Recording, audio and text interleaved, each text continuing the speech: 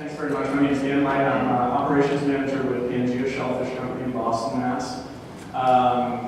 Thanks to Fruge and everybody today. Actually, they've been real hospitable to me today. It's fun going around with some of the salespeople and meeting some of their customers and some of you guys I've actually gotten to meet today.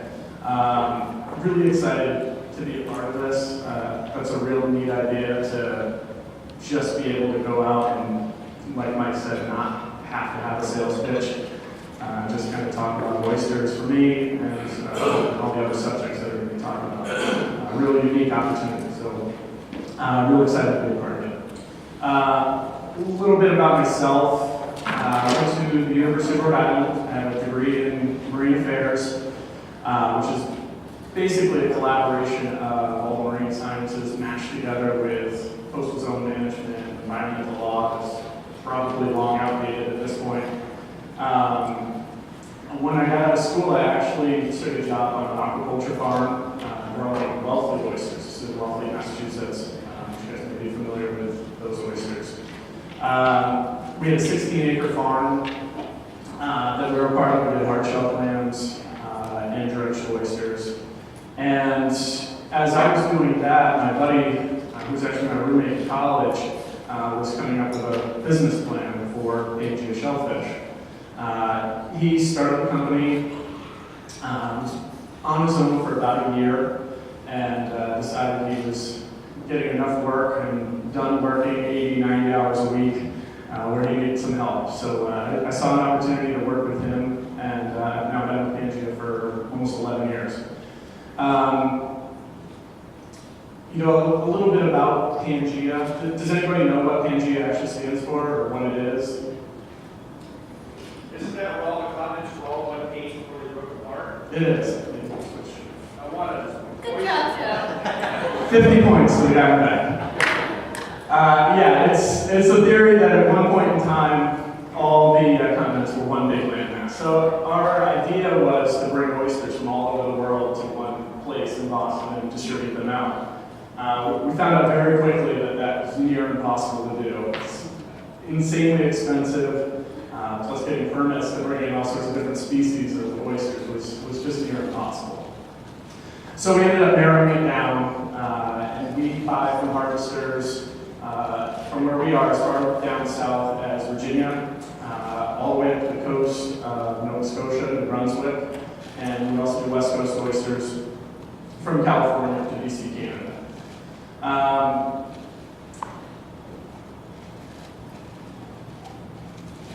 This is actually a picture of our cooler. A couple different angles. We, in our peak, carry about 40 to 65, 70 different types of oysters. It's a little bit skewed. For example, Prince Edward Island, say 20 years ago, only produced one oyster, and it was called a Malbec. Now they probably have 50 or so different oysters, and marketing has just played a really big part in the oyster world over the last 10, 15 years. We have, crazy names out there, passion oysters. I was just talking with Carol, she's out there. Shoregasm oysters, they'll do anything. We wish we came up with that name. Always the inference of aphrodisiac in the oysters. So people had fun with it, and marketing is, it's pretty much become a fad over the last 5, 10, 15 years.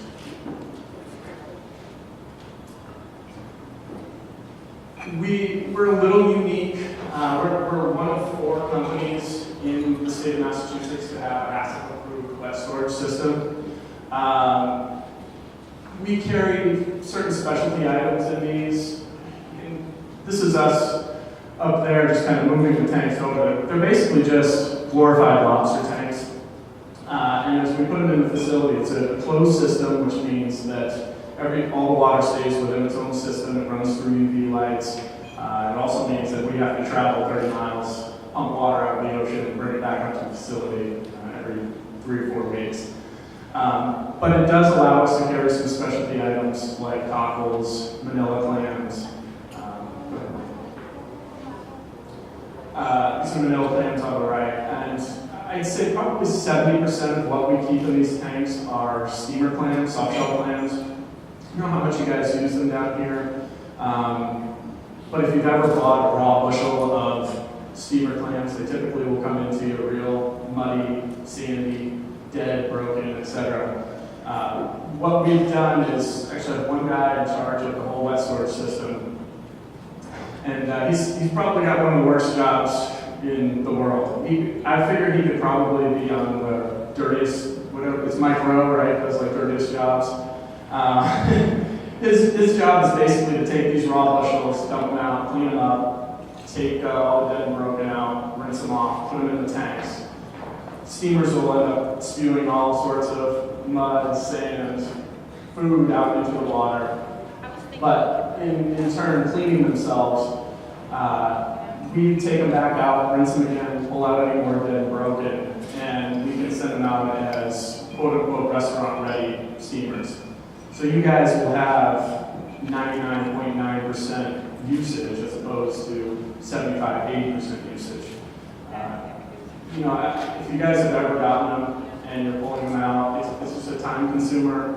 You may have to take a bucket of fresh water and try to purge it for an hour. You know, try to mix it in that way. It's kind of a pain, but this is.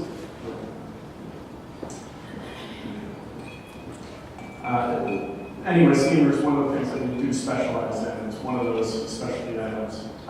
We also do have our own oyster farm, which, you know, for obvious reasons is beneficial to us. We can market our own product. We have an exclusive on it, but it also gives us the opportunity to be in touch with other growers and know where our oysters are coming from. You know, it's one of those things where I can talk to 1,000 different growers and still not have a clue what they have to go through. But both myself and Ben starting off as farmers and then actually having our own farm down here just gives us a unique perspective on the oyster world. These are just some pictures of the farm. We actually make everybody at Pangea go down here. It's obviously a pretty beautiful place to go. So people don't really mind taking a day off and going to see the tide. This guy likes to have some fun. He's kind of an upbeat goofball out there. This is actually our Christmas card a couple of years ago.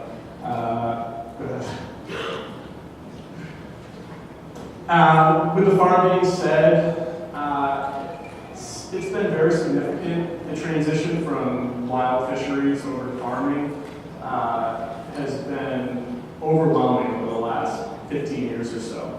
There's more and more farms popping up. Most of the wild fisheries have either been overfished or they've been made seasonal due to some kind of overfishing. Chesapeake is probably one of the best examples of that. 100 years ago, there's probably billions of oysters down there and have since been overfished, and that's led them to lean towards farms to sustain that product. And that may very well be similar down here in the Gulf, farms popping up. You know, having a farm, it seems to have become a little bit of a fad. You know, people do think like it's a very easy thing to do. You can hop right in, make a quick buck. It's not that easy. There's obvious liabilities that go along with it. But, you know, if you know what you're doing and you're into it and you can really get down to the grit, it can be real beneficial. And beyond that, the sustainability factor has been a push for farmers. And a lot of the marketing over the last 5 years has really leaned towards sustainability in all sectors. I'm sure I'll hear a lot about that from some of the other presenters here. Same thing goes for oysters. So I think I just kind of, not to bore you too much with the process, but get you guys maybe a little familiar with how the farms actually go through the growing process, and kind of let you know that there are still oysters out there. I feel like I have a pretty unique spot right there. The Gulf has gone through some times right now where there's a lack of, and basically here to tell you there are still oysters out there, and just kind of give you an idea of how they come about in a lot of the related areas. This might be one for the guy in the back. Anybody want to take a guess at how many oysters might be in that bag? You can kind of tell us. It's probably a stack that sits in the palm of your hand. 50, 100. It's actually 500,000 in there, and that's a very small bag. We actually get those FedEx to us in this little 5-pound container.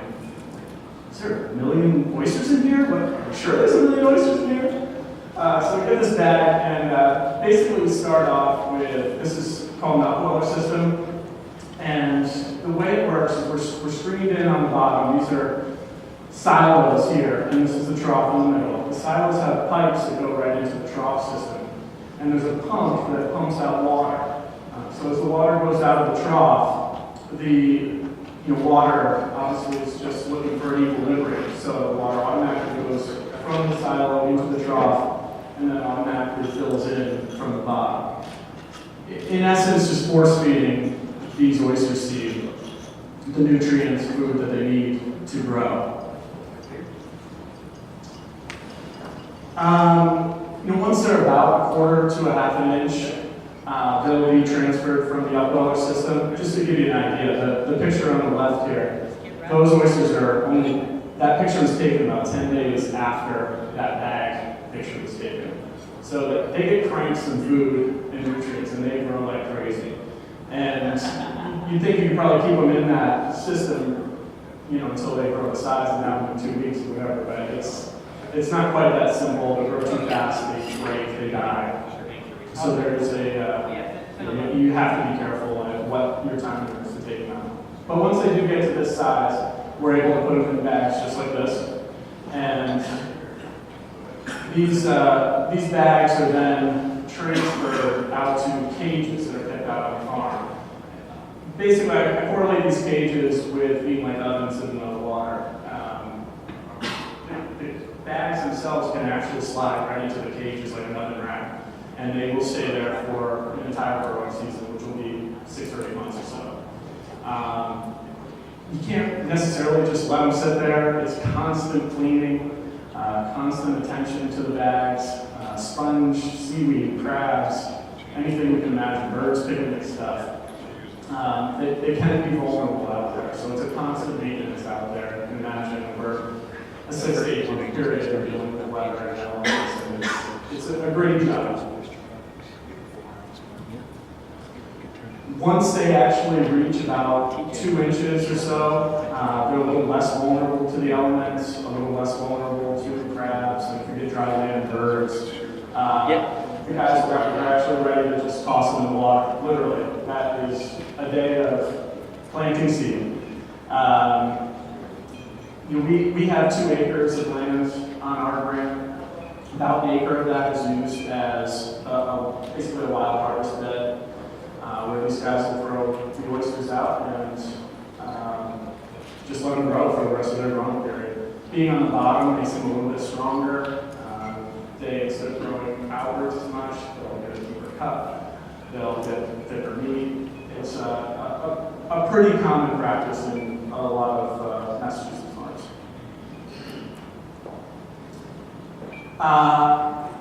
So, as I mentioned, that's how we do it. There are other methods of growing.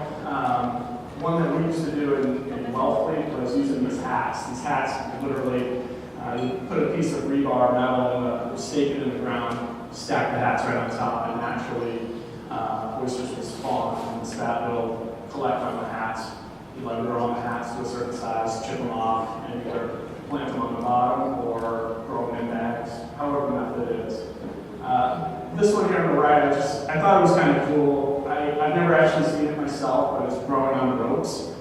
So rope growing oysters. This is the West Coast farm. Just kind of gives you an idea of the differences between harvest areas, grow up methods, and stuff like that. As I mentioned, you'll have different methods for different areas. Place on the left is actually Wellfleet. The way the harbor is set up, the center part of Wellfleet Harbor is actually really exposed to the open water. So there's no barrier island there to protect it, anything like that. The elements are way harder than a lot of other areas in Cape Cod Bay. But Cape Cod Bay, in the other picture, looks like the Arctic there. You can imagine trying to be a farmer worrying about your crop out there. So people have to be very careful. Some people in Cape Cod Bay will actually try to run out of their inventory before the winter time comes. as the tide comes in, it'll carry the ice all over the place, and they're like mini icebergs, and they can literally carry a whole crop off to somebody else's land. So somebody could actually hit the jackpot, and the other person can lose their livelihood all in the same day. So once harvest ready, just a few of the methods that can be used to get them to the market. This is a dredge. This is a pretty common practice if you are growing stuff on the bottom, as we are. Basically, you take this cage, hang it off the side of the boat, drop it down to the bottom, and drive. 30 seconds later, you have that. And it's filled with everything you can imagine. Whatever's on the bottom is going to be in your cage. So typically, you'll have a couple of guys, girls, working up on the boat that will be combing through all that junk, taking out the good oysters, throwing all the junk away. It's very efficient, and you can harvest your area, within a couple of weeks if you're going to dredge the whole time. Bull raking, another, depending where you are, is a pretty common practice. It takes a little technique. You see this guy kind of reaching over. It seems awkward, but he actually has a technique to getting the oysters up off the ground. It's a little limiting in terms of working with the tides. You can't be at too high a tide, you can't be at too low a tide, and then you have to have the guys know what they're doing out there. You can hand pick.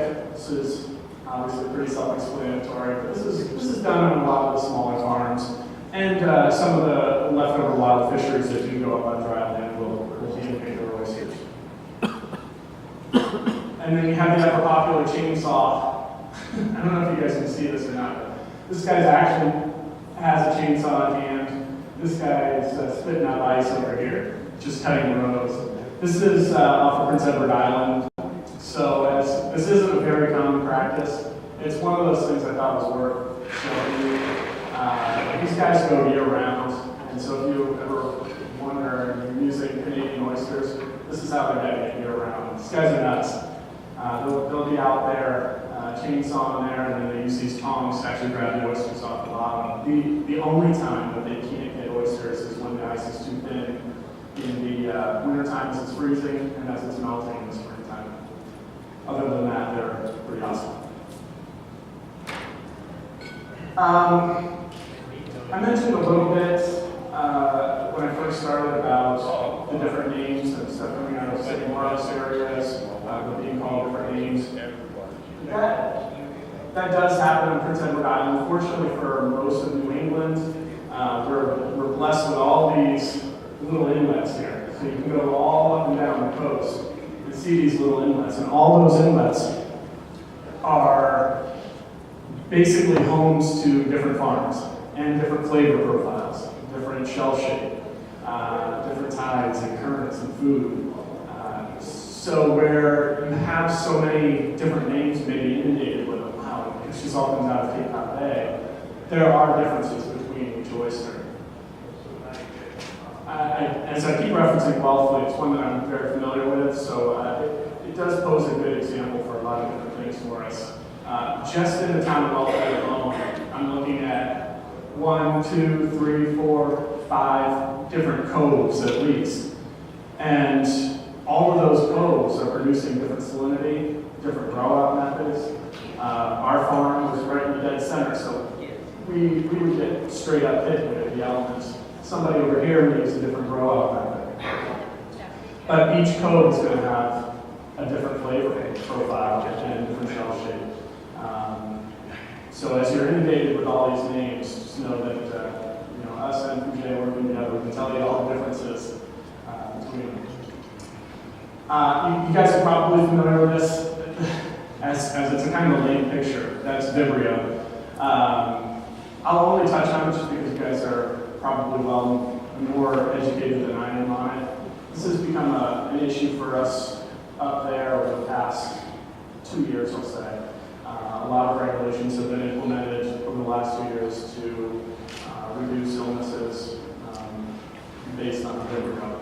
A lot of that we've tried to take a proactive approach on trying to contain this, and that's educating guys like you, girls like you, about the down the line process and keeping temperatures down on our oysters. A lot of people just don't know. As I said, regulations are a little different and changing in Massachusetts, but for us as a wholesaler and diggers, we have different rules that we have to follow than what our restaurants do. So a restaurant can send somebody over to our place, grab a bag of oysters, throw it in the back of their truck, and drive off. And we 110 degrees out. No ice, no nothing, nobody to hold the door, nobody to stop it. And that, can lead to obvious exponential heights in vibrio. And it makes it difficult for us. As I grab these two pictures, they're a little, ridiculous. I just kind of wanted to get the point across that, keep your product nice, keep it down, and educate everybody on it. Not everybody's aware. So, what separates us from anybody else, I suppose?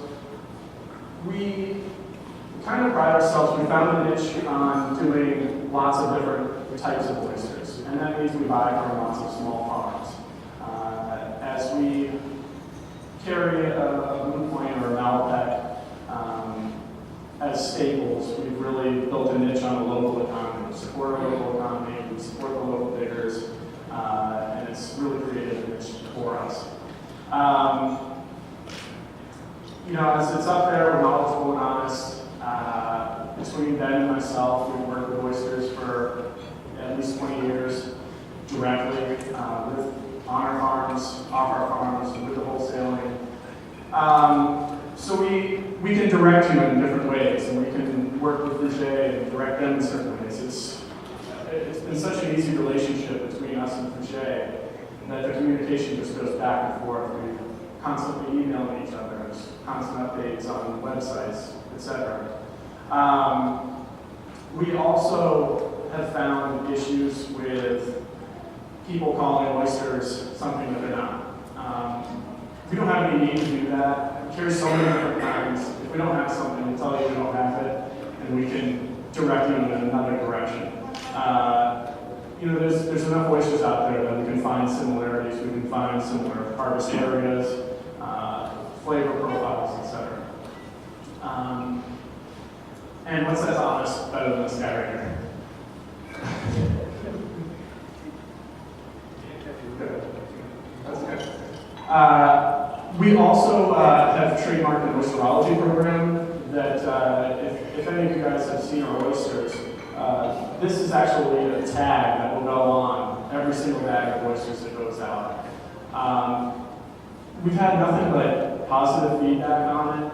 It's something that if you don't know a whole lot about oysters or you're not into them at all, these are basically your cheat sheets for it. It has lots of information that can be carried right from the harvester all the way down the line, and that's to us, that's to chefs, that's to servers, and ultimately to the consumer. And as a consumer myself, depending what you're into, sometimes you like to BS about certain things, and this can be that item, as servers around the table.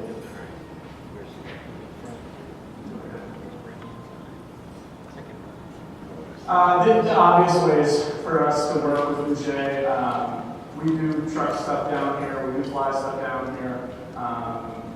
In terms of working with Fruge, we've had a couple of instances where we need some emergency shipments with UPS and FedEx, etc. Just kind of an overview.